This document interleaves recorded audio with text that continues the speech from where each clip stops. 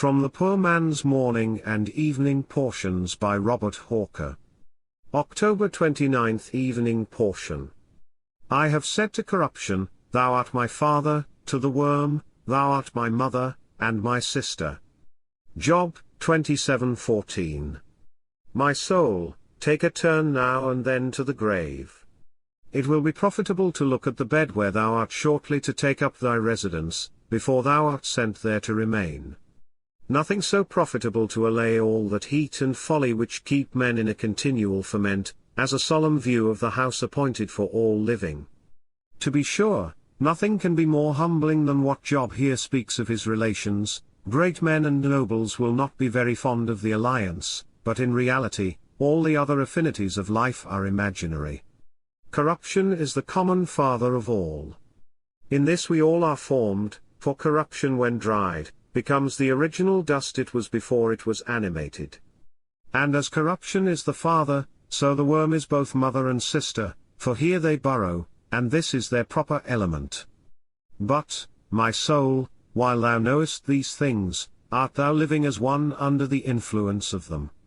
Every man may say, as Job said, and call corruption his father, and the worm his mother and sister, but thousands while they say it, do not live as though they believed it.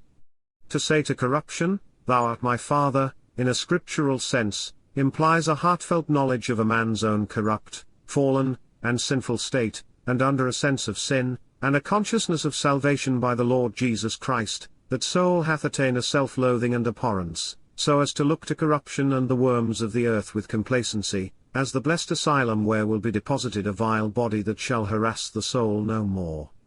Art thou, my soul, so looking at the grave?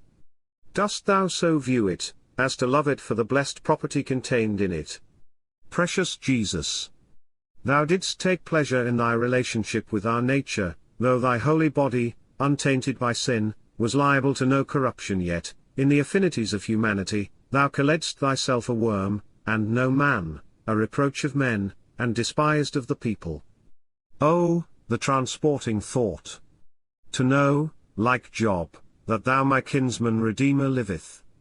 And to know also, from a well-founded hope and assurance in thee, that though after my skin, worms destroy this body, yet in my flesh shall I see God, whom I shall see for myself, and mine eyes shall behold for myself, and not another for me.